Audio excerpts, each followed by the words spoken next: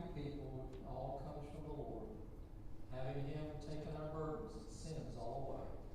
Only where Jesus is dwelling within, comfort and liberty truly may shine. 88.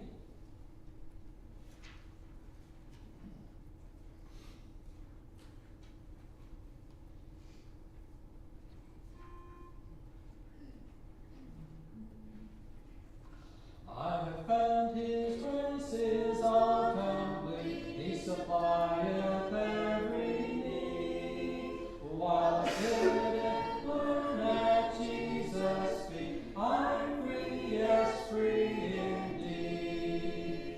It is joy unspeakable and full of glory, full of glory, full of glory. It is joy unspeakable and full of glory. All that has never yet been told. I have found the pleasure I once craved. It is joy and peace within. What a wondrous blessing! I am saved from the awful gulf of sin. It is joy unspeakable and full of glory, full of glory, full of glory. It is joy unspeakable and full of glory. All the half has never yet been told. I have found that hope so bright and clear, living in the realm of praise. Oh, the Savior's presence is so near, I can see His smiling face.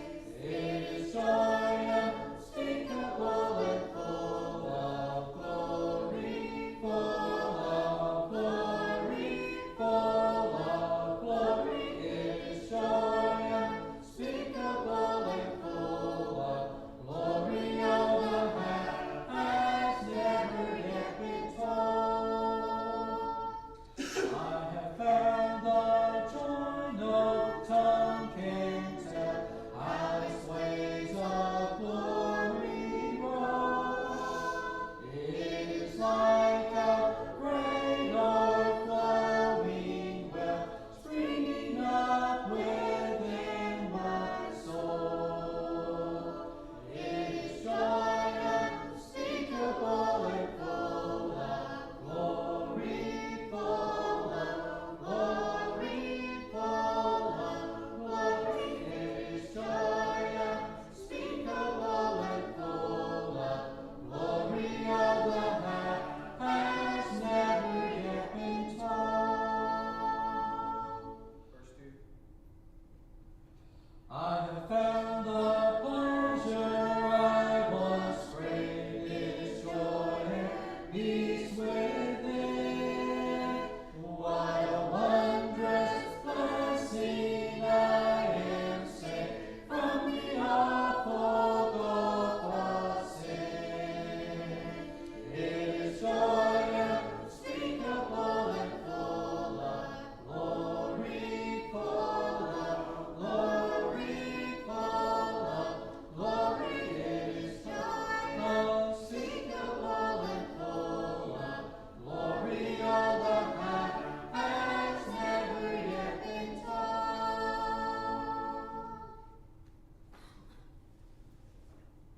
This last verse said it's like a great overflowing well. Some of these farms here in our community, years and years ago, they drilled deep and got what they call flow wells. I think Mom and Dad's is like 1,200 feet deep. So that was probably a lot of investment 60 years ago to have all that drilling going on. But those wells didn't need pumps. Somehow or another, the Lord caused those wells to be artesian. They flowed. So the Lord has not only things we need in the earth like coal and oil and minerals, but there's also sources of water. And of course, this over and over again reminds me of the scriptures in the Old Testament where it talks about water issuing from under the threshold of the throne, coming from the Lord. Water that washes us, water that starts out maybe small and it becomes a great overwhelming river, one you cannot pass over. So whatever my need is in life and whatever your need in life is, the Lord has a river issued from Himself that we can plunge into and be saved. It can meet our every need. Today we're going to take an offering for our pastor because of the meeting. We're going to take this Sunday as a pastor's offering, and then next Sunday we'll do it again, getting our little offerings back in order, kind of like we always do. So this morning's for the pastor. Does someone have a number? 177. 177. Let's stand. Number 177.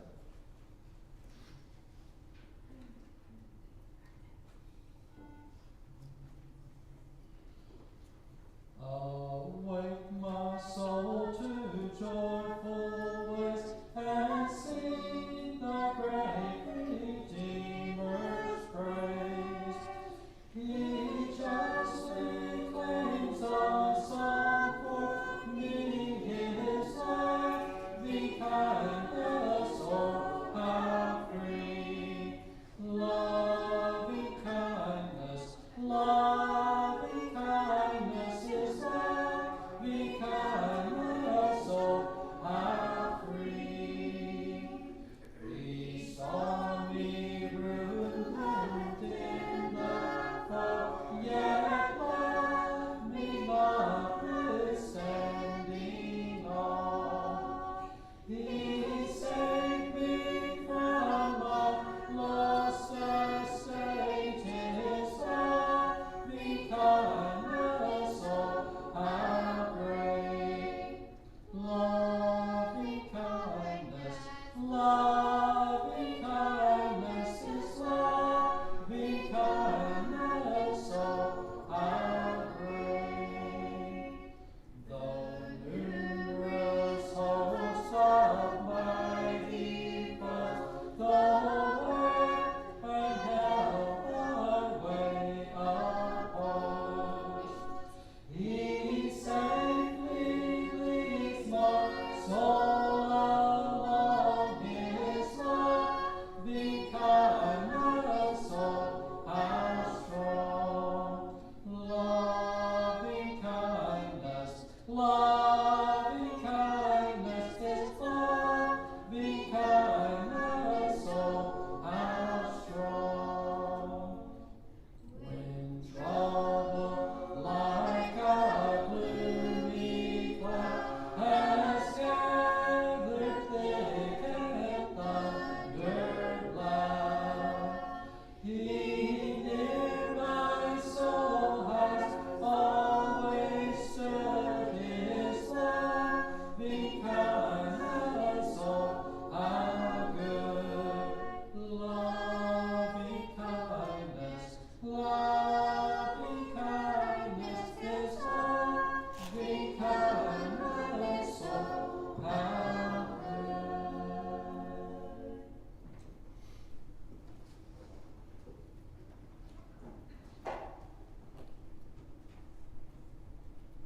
Who has thanksgiving or requests you'd like to make known this morning?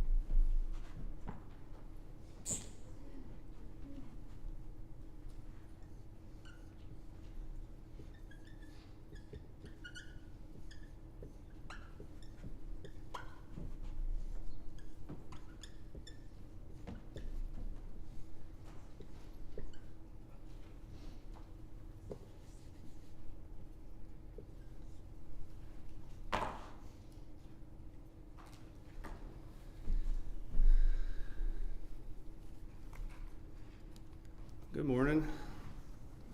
I'm very thankful for the lighthouse that we just sang about, and I am wholly reliant on the Lord this morning.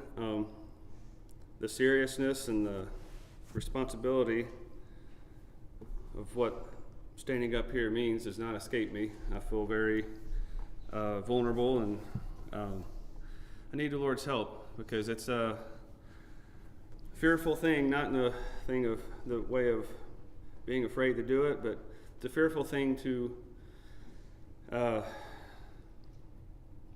if things are coming from me in this position at this point or from the Lord, and I don't want to get in the way of it, and I want to be empty. That's why I was praying this morning that the Lord would completely empty Jared and let me be an empty vessel that just be a conduit for his words to come out. So I pray for that this morning.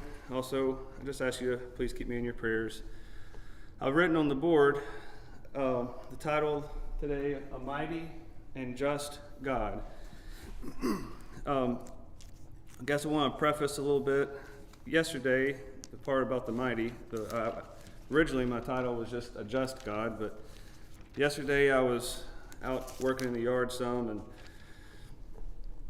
I was taking a little break, so I laid down underneath one of our shade trees, and my dog came over, and of course she wants to be as close as possible to me as she can, so she was laying there with me, and I was just laying there looking up at the tree, and for some reason it just suddenly hit me of how amazing, just because if you go outside and you look, the trees look like they're just there, and there's really not much going on. It looks like they just are, and they're inanimate. But the more I was laying there, I was looking at all the leaves, and I could see the sun shining through the leaves, and it realized as I was laying there, I was like, you know what? Think about all the things I learned in biology and science class and everything, that there was things happening while I was laying there. There was action happening inside the tree that we can't see. All those leaves were absorbing energy. They're out there taking energy, light from the sun. And inside that tree, there's, I don't know, it's not really veins or anything, but there's channels for sap to be flowing to the leaves and back down to the roots, and from the roots up to the leaves, and all that is happening. While I was laying there, I was thinking, I'm laying here at the base of this tree. It's providing me shade. Nothing, I don't have to do anything for the tree. It's a big, mighty oak tree. I don't have to do anything to it. Now, I know sometimes we can try to take care of one if it starts getting diseases and sick, but for the most part, they're going to do what they're going to do. God put that in motion, and I was laying there thinking of all the things that are happening in that tree, and what that tree does for me. At the moment, it was providing shade from the very sun that was providing it life. I was cooling off, and then I was laying there, and I was thinking, my dog is a very affectionate dog, and it loves me very much. It follows me around all over the place, and if I sit down, she's not satisfied to just be near me. She wants to be in my lap with her chin on my shoulder or up against my face. Or she's a very affectionate dog, and me and her have had a bond because of, when I got the dog, I was going through a really tough time, and Andrea got me a sign a while back that says, "When I needed a hand, I found your paw." And that's in my little office. And I was laying there thinking of that. I got my dog laying here beside me, and I've seen a saying before, and it's challenged me. It says, "Be the person your dog thinks you are." And so I was laying here thinking that, like, Lord, I got an animal here most cases you could say it's just a dumb animal, and they are. They don't have the capabilities of us as humans, but she knows how to provide affection, and you may laugh and think I'm foolish, but when I was going through tough times, she knew how to just sit there and lean against me when I was sitting in the yard crying or trying to deal with things I didn't know how to deal with. It was when my dad was sick, and there's something I believe now that's part of the reason why I think she shares such a strong bond, because I sat there and I could talk to her.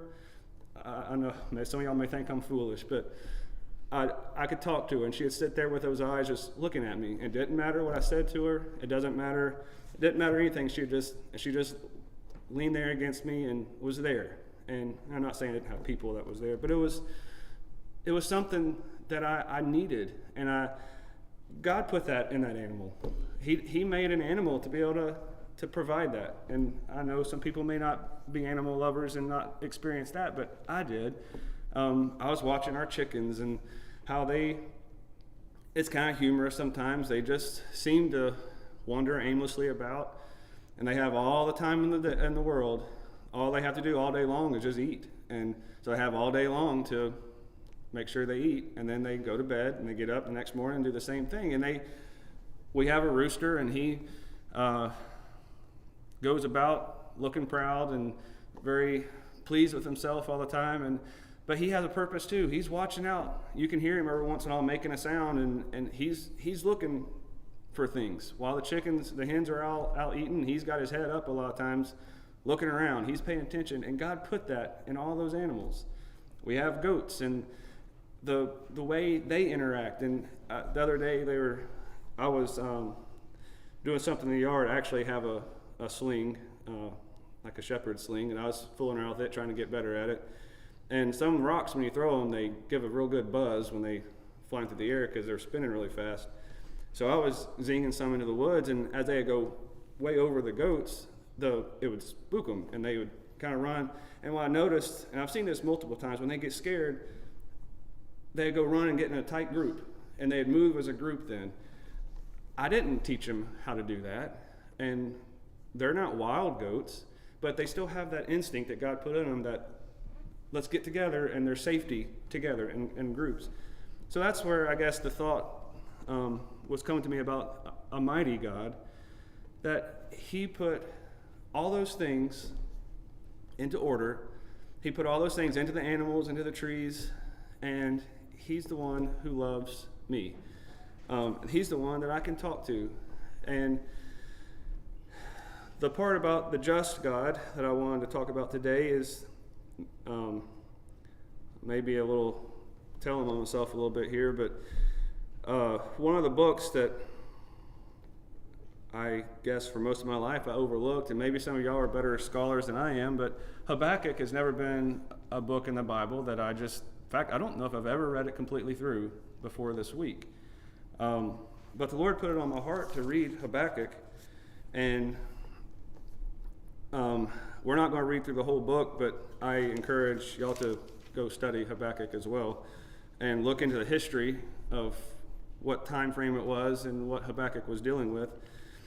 But we don't know much at all about Habakkuk. In fact, from what I could do in my research, Habakkuk is named only twice in the Bible, and it's in his book. We don't know who he was. We don't know anything else about him really, except for when you read the book, he was obviously a very good writer. In fact, when you read through this, it seems like this book belongs in Psalms instead of its own book. It has a feel, kind of like a bunch of David's Psalms. But a little bit of background, Habakkuk was, from what most people think and understand, he was a contemporary with Jeremiah. It would have been before the Babylonian captivity. And I want to kind of paraphrase the first chapter of Habakkuk.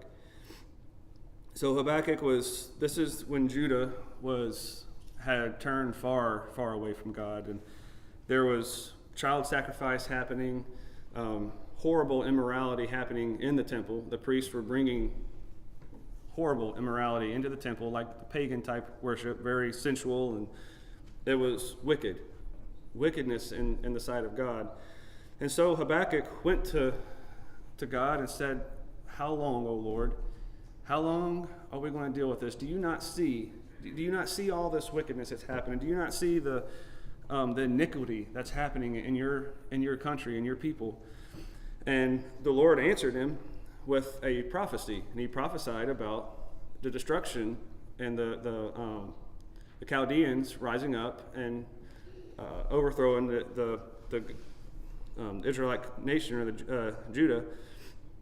And so God told him, he's like, look, I'm going to raise up the Chaldeans. They're a wicked and strong. They're a strong people, but they're going to come in and they're going to wreak havoc in your land. And Habakkuk, once again, said, well, Lord, the Chaldeans, you're going to use those people? You're going to allow those people to profit? You're going to allow that wicked country, the Chaldeans, to come in and take that? I thought you hated iniquity. I thought you hated evil. How, as a just God, are you going to allow someone like the Chaldeans to come in and benefit from your land? So this is where I want to pick up in chapter 2. Maybe I'll pause here for a second. I look at, when I read that, what Habakkuk was talking about in the first chapter, I feel like I've had some of those same attitudes about the world today. You can look around, and yes, do we see some positive changes, I guess you would say, in our nation here and there. But without true heart change, there's not real change happening. Policies and executive orders and things like that, it's nice, but it's not going to stick unless there's a turning away, a true heart change of the people. But we can sit here and say, Lord, do you not see the iniquity? Do you not see the evil that's around us? And we can think too sometimes that, Lord, why are you allowing your people to suffer because of all this wickedness? We can see the changes happening in the world, and if God spares time, things are going to change in our nation too, where it's not going to be popular. It's already not popular, but it's going to get to the point at some point, I believe, that we're going to maybe become under duress to worship the Lord the way we feel we need to worship the Lord, because it's the culture of the world is heading that direction. Our serving Jesus the way the Bible commands us to serve him, and the commandments that are in the Bible are directly against what the world is tending towards. Everything in here it's against that. And I know I'm not trying to sound doom and gloom, and hopefully by the end of this we can see the return back to the mighty part of God. But we got to understand that we serve a just God. And it can look like right now that evil is winning. Evil is got the upper hand, but we serve a just God. And I want to read a little bit in Habakkuk, the 2nd chapter. He says, I will stand, this is Habakkuk, I will stand upon my watch and set me upon the tower, and will watch to see what he will say unto me, and what I shall answer when I am reproved. So he had just finished his discourse with the Lord, saying, Lord, do you not see the iniquity? The Lord went on and said, okay, this is what's going to happen. The Chaldeans are going to come. I'm going to raise them up. And then Habakkuk had just finished, the chapter right before that, he had just finished saying, Lord, I don't understand. How are you going to use the Chaldeans? But this is the part that I want us to get a hold of, the attitude that Habakkuk had. And as you read through, you can see his attitude isn't one of defiance to the Lord. I feel like Habakkuk was honestly coming to the Lord, it's like, Lord, I don't understand. But he said, but I will stand upon my watch. I'm going to set me upon a tower, and I will watch to see what he will say to me. So, Lord, I don't understand what you're doing. I don't understand how you're going to bring the Chaldeans in here and why you're going to allow them to profit from your people. But he said, but I'm going to stand right here. I'm going to go to a place where I can see, and I'm going to watch, and I'm going to wait to see what you say to me. And then right after that he said, and the Lord answered me, and he said, write the vision and make it plain upon tables, that he may run that readeth it. So then the Lord starts giving him some clarification. He says, the Chaldeans are coming, but in the long run, they're not going to win. Because he said, in my Bible, the heading over verse 6 says, woe to the Chaldeans. And it goes through a whole list of things of what the Chaldeans were known for. Some of the things I'm not going to read in here, but it's talking about the the wickedness that the Chaldeans, what defined them, and God saying, woe to those people. They're not going to, yes, it's going to come, and it's going to be ugly, and it's not going to be fun for you, but they're not going to, in the long run, they're not going to benefit either. And he prophesied the fall of the Babylonian Empire in this. He prophesied how the Chaldeans are going to come, and they're going to take, and they're going to steal, and they're going to plunder, but they're debtors.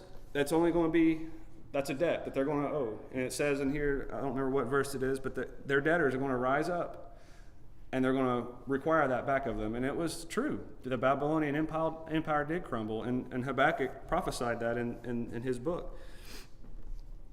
But one thing a warning, I feel like he was talking about the Chaldeans, but there's a warning in here. So it's verse 18, chapter 2, verse 18. What profiteth the graven image that the maker thereof hath graven it, the molten image, and a teacher of lies, that the maker of his work trusteth therein to make dumb idols? Woe unto him that saith to the wood, awake, to the dumb stone, arise, and it shall teach. Behold, it is laid over with gold and silver, and there is no breath at all in the midst of it. We'll stop there. This was a challenge to me. I know I've mentioned previously that some of the things that I've struggled with in my past of allowing things to take the place of the Lord. We don't have actual graven images of stone and wood. And I'll have to say, even as recently, I can get discouraged at what we see around us. Overcome by stress, things that we're dealing with in life, and then watching how things are unfolding in the world, and it just seems like there's really not, for lack of better words, it can seem like God's losing control of things, and we want to get our hands in it. Kind of like what Habakkuk was trying to kind of say in the last part of the first chapter. It's like, Lord, I know you're needing to, I understand that Judah is wicked, but the Chaldeans, are you sure there's not another way? We can sometimes think that way of, Lord, I know you got to do something, but I don't know if you need to do it that way. Well, how often do we, instead of going and standing up on our watch, setting up a tower and waiting for the Lord to speak to me, do I instead get stressed out and turn to my graven image and say, arise, whatever, and speak to me. Arise, whatever it is that we tend to place before spending time with the Lord. I will say, I didn't bring mine up here, and I've mentioned this before, and I don't want to sound like I'm beating the same drum over and over, but the cell phones that we have today have become that to so many people, and I will say, instead of being vulnerable to you, that had become that to me, and I still have to daily, weekly, monthly, whatever you want, hour by hour, fight that. Because there is so much, I am an information, I like information, I like to learn things, I like to understand things. I usually don't take anything for what it is without investigating. Why does that work? I want to understand. I was thinking the other day about automatic transmission, and I got to thinking, I'm not just satisfied with, hey, it just shifts gears and it goes. I want to understand why it does that. How does it do that? And that's not wrong. It's not wrong to want to understand things. It is so easy for me, the personality that I have, to use that and I can, if I'm not careful, I'll get up in the morning to go to work, and I will use all of my time between the time I get up and my quiet time I have in my chair, and before I realize it, I've got to get on the road or I'm going to be late to work, and I haven't ever cracked open the Bible. And I'm going to tell you that, and then I feel, Lord, I'm sorry. I don't want to be that way, but was I not saying in that moment, woe unto, awake to the dumb stone, arise, it shall teach, behold, it is laid over with gold and silver, and I go to that thing and say, arise, teach me. I end up spending time with it instead of the one Instead of going to say, Lord, I'll stand on my watch and see what you'll say to me. I'm going to wait to see what you have for me to say. But instead, I go try to wake up my idol. And most of the time, I'd venture to say most of us in here, if we do that, and I'm speaking for myself, I don't think of it as an idol. If I did, when I think of it that way, I'm just appalled by it. But then when I really start narrowing it down to what that thing has become, that's exactly what this is. No, I don't have a stone or a wood idol, but I have something that if I'm not careful, I will turn to it when I'm stressed, when I'm tired, when I need to unwind, and go to that graven image and say, arise, feed me, awake, give me what I need. Instead of coming to this and say, Lord, here I am. I will stand on my tower and wait to see what you have to say. So then the very next verse really hit home to me. It says, but the Lord is in his holy temple. Let all the earth keep silence before him. And at first I glossed over that, but then I started thinking about it and I studied about what that meant. The Lord is in his holy temple. Let all the earth keep silence before him. It's not that we aren't supposed to talk to God. That's not what it's saying. It's saying exactly what I was just talking about. Wait silently on the Lord. Get rid of all those distractions and things that buzz and get in my head. He wants us to be quiet, to sit down. It's okay to sit and be quiet and say, Lord, here I am. But how often do I sit and be quiet, say, all right, Lord, here I am. Okay, well, what? Okay, wait, what's the weather tomorrow? Oh, wow, they bombed Ukraine again? What's going? Is that not real life? Is that not? Or you sit down and your phone buzzes and like, well, who was that? Can we not just put that to the side? And I'm talking to myself because I still struggle with this. Can I not just put that to the side and ignore whatever it was? I doubt for 15 minutes it's going to hurt for me to put that, maybe even another room if I have to, and have some quiet time with the Lord. He said, let all the earth keep silence before him. Let him come to me and be quiet and hear what the Lord has to say. Allow him to fill your heart. The Lord has been challenging me with that. Is it wrong for me to learn things? No, it's not. But don't let it become my idol where I spend my spare time that I have that I could be spending with the Lord. Because the Lord has had to challenge me multiple times. When I pray, I say, Lord, why am I not closer to you? Why am I not hearing your voice right now? And he'll very plainly let me know, well, when did I have a chance? When were you listening? When were you just being quiet? When were you studying? Because, y'all, I'll have to say, too, sometimes I'll realize it's been a little while since I sat down and just tried to study. Because I'll admit, maybe I'm the only one, but sometimes in the morning, I get up and I try to read, and I'm like, ooh, and my eyes kind of getting blurry, and you read the these and thous, and he did this and that, and it can get a little, maybe I'm the only one, but I don't think I am. It can get just glazed over, and then you get done, and you just say, well, I have no clue what I just read. I don't even know what it means. It was like, well, it's time to leave, and I got nothing. Well, time to start my day. I'll pray to the Lord when I go on the road and hope for the best. That's real life too. But he still wants us to be silent, to listen, say, Lord, I didn't hear what you had for me this morning, but Lord, I want to understand. Can you please? And it's the attitude of our heart to be silent before him. It doesn't mean that we always have to be just sitting in a recliner. I can be silent before the Lord while I'm working on my car, or while I'm sitting at my computer working at work, or I've had the Lord drop things in my mind while I'm busy. But while I'm busy, I can still be silent before the Lord. And I hope that's making sense. I don't have to have all these things buzzing and trying to, as soon as I get a spare moment, I got to go look this up or catch up on the latest post or the latest video that got published or whatever. So Lord, help us. Then,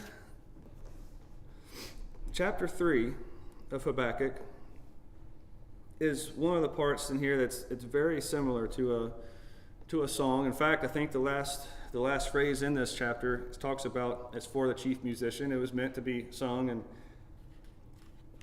in services, I believe, and I think there's instruction in here to the chief singer on stringed instruments. So it even says how to use it, to have stringed instruments play it.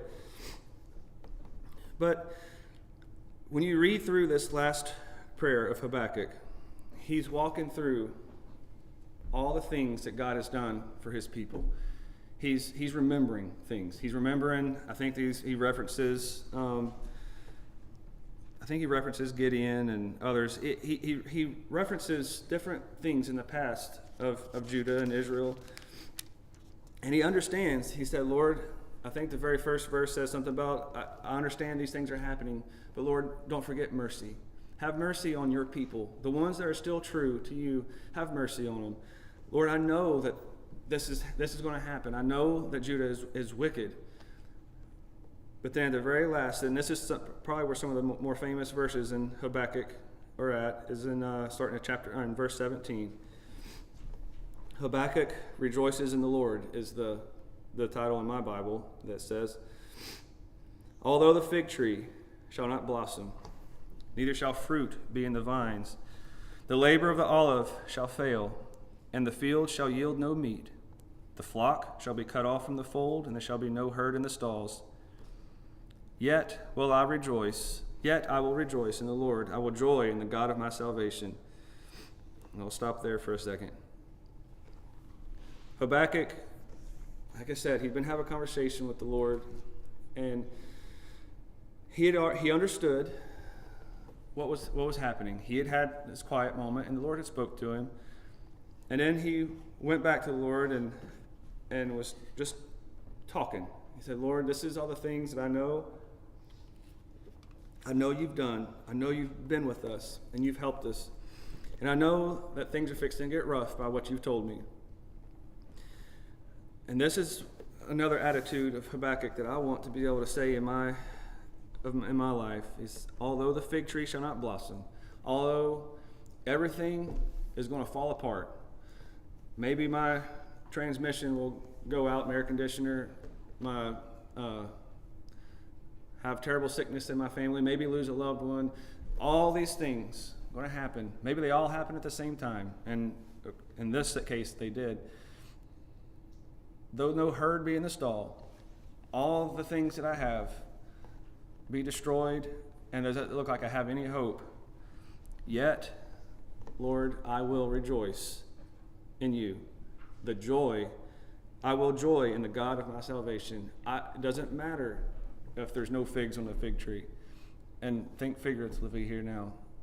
It doesn't matter if, I think I mentioned it the other Wednesday night, God forbid that all of you leave and I'm the only one left.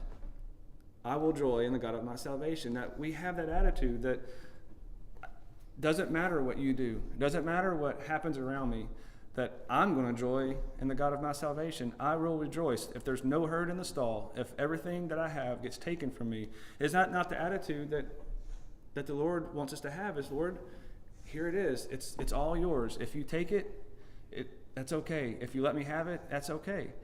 And we can look at, if we're not careful, and see the wickedness in the world and see them prospering and think, Lord, I think it's multiple times in the scripture. I think David said it a few times in the Psalms of why are the wicked the ones that are prospering? And the long story short, when you read Habakkuk, is God says they're not going to in the long run. Yes, it seems that way right now, but long run, it's not going to be good for the wicked. It may look like they're prospering now, but I've got you in my hand. And this is, we'll come back to Habakkuk in a second. I want to read in Malachi. This is the part about the just God. We can look at God as being mighty, and if we're not careful, we can look at him as being harsh, but he's not. He's just. He's going to give what's due. And I feel like this, the book of remembrance, a passage in Malachi, I think was it Malachi 3? Yeah, Malachi 3 and 16. This is the hope that we have. I'm just going to read it. Malachi 3, verse 16. Then they that feared the Lord spake often one to another, and the Lord hearkened and heard it. And a book of remembrance was written before him for them that feared the Lord, and that thought upon his name. And they shall be mine, saith the Lord of hosts, in that day when I make up my jewels, and I will spare them, as a man spareth his own son that serveth him. Then shall I return and discern between the righteous and the wicked, between him that serveth God and him that serveth him not. Then we'll go on through to chapter 4. For behold, the day cometh that shall burn as an oven, and all the proud, yea, and all that do wickedly shall be stubble. And the day that cometh shall burn them up, saith the Lord of hosts, that it shall leave them neither root nor branch. But unto you that fear my name shall the Son of Righteousness arise with healing in his wings, and ye shall go forth and grow up as calves of the stall. Now I know chapter 4 is mostly talking about the coming of the Messiah, but I believe it also is speaking of and can be applied to judgment. The time when Jesus comes back the second time, he's going to come back and there's going to be a book of remembrance. He's writing everything down. And this is what God was trying to explain to Habakkuk too, is yes, the Chaldeans are wicked. They are wicked, you're right. But I think it is in chapter 2 where God tells him they're wicked. They're going to come and they're going to take over, but it's not going to last for them. And I'm keeping a book. I'm keeping track of where everyone is. There's a book of remembrance, and I believe the book of remembrance is written for those that fear him, but it's also by default keeping track of the ones who aren't remembering the Lord, who aren't following the Lord, because when we get to the end of the time and we're before the judgment, our name is either going to be in there or it's not. If it's not in the book of remembrance, we're going to get cast away. And Lord, help me that I want to be like Habakkuk and say, Lord, I'm going to sit here and I'm going to listen. I understand.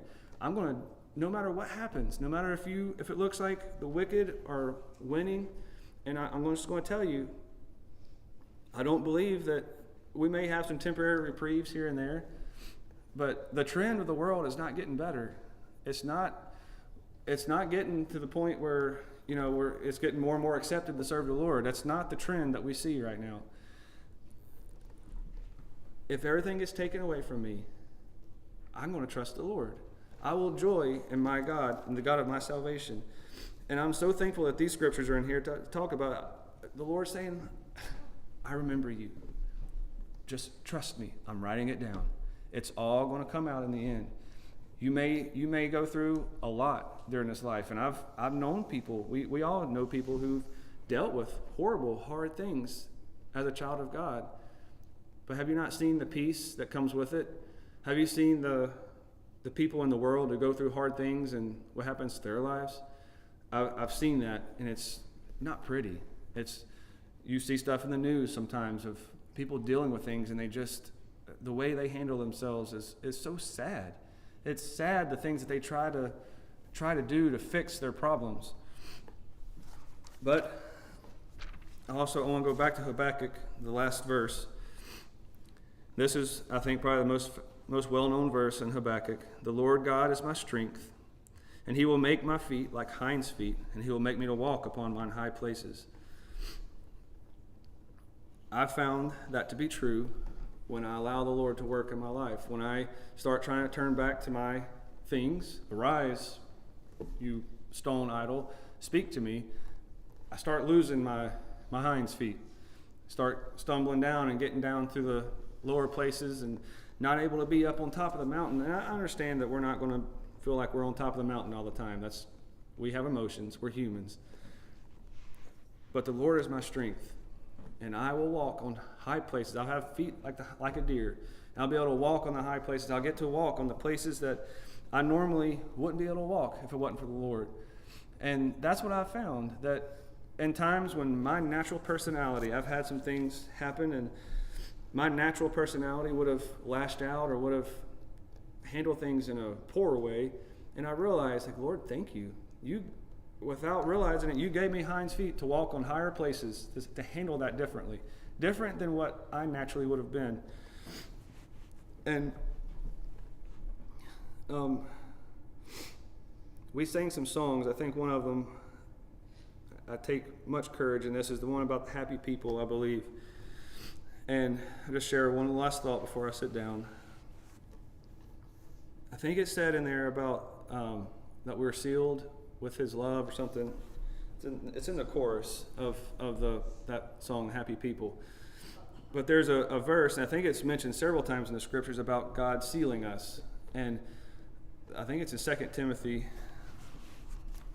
Let me find it. In fact, I think it was one of the verses today. 2 Timothy 2:19, I believe.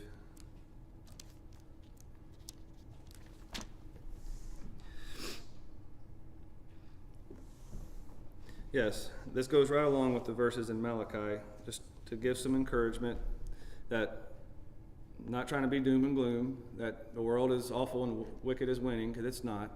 It may appear that way, but we have a just and mighty God. This scripture says, "Nevertheless, the foundation of God standeth sure, having this seal.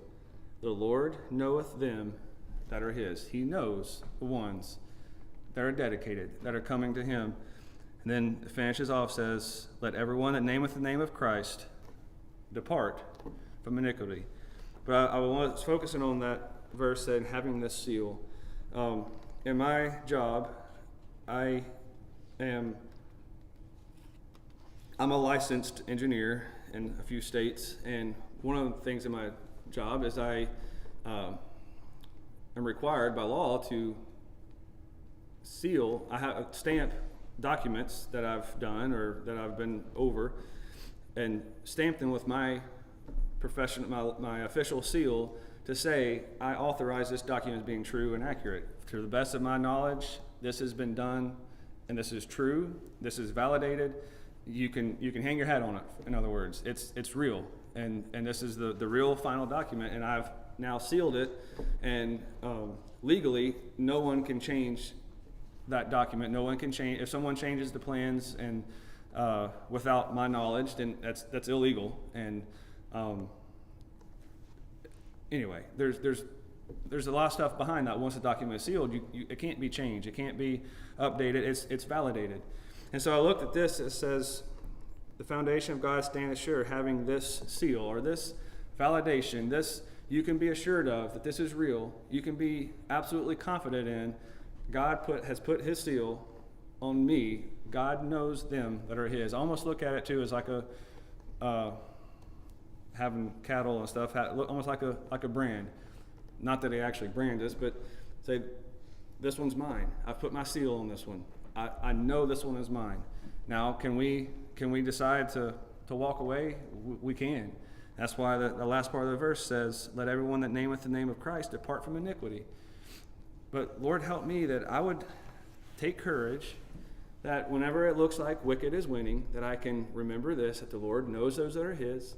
He's keeping a book. He has a book of remembrance that's documenting all the things that are going on. Nothing is getting past him. He's a mighty and a just God, and that means that he is a perfect judge, and justice will be served. Not that I want anyone to suffer, but I can be assured that if I stay focused on him, he's going to remember me. He's going to know me. When I get to my time that I stand before him, he's going to know who I am. He's going to remember me and say, "Yep, you're in my book. I've been writing about you. Maybe I didn't do everything perfect, and I know I'm not doing everything perfect. But if we keep our heart, say, Lord, no matter what happens, I'm going to rejoice in you. I'm going to go stand on my tower. I'm going to wait. I'm going to listen. And I'm not going to turn to my idols. I'm not going to turn to these things and get overwhelmed by the fact that the Chaldeans are coming in and stealing and plundering, and I have no figs on my tree. I'm going to rejoice in you." Y'all pray for me. I want to be true to the Lord.